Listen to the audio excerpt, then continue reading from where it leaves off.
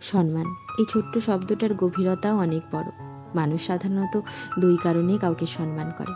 একটা হলো ভয় কিংবা দায়িত্ববোধ থেকে জন্ম নেওয়া সম্মান, আরেকটা হলো ভালোবাসা থেকে জন্ম নেওয়া সম্মান। ভয় কিংবা দায়িত্বের কারণে যে সম্মান দেওয়া হয় সেটা খুব বেশি দিন টেকে না। ভয়টা কেটে গেলে কিংবা দায়িত্বের অবস্থানটা বদলে গেলে মানুষ আর অসম্মান করতে দ্বিধা করে না, বরং অনেক সময় অসম্মান করতেও পিছপা হয় না।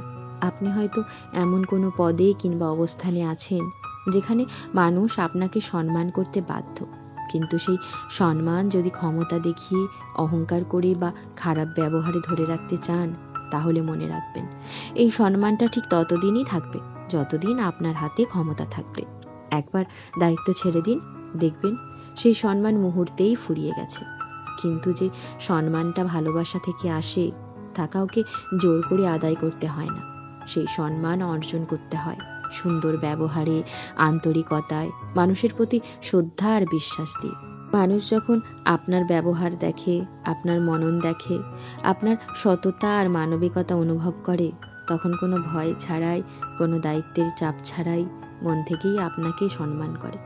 আপনি সমাজে প্রতিষ্ঠিত হন বা না হন, ভালোবাসা থেকে পাওয়া সম্মান কখনো শেষ হয় না।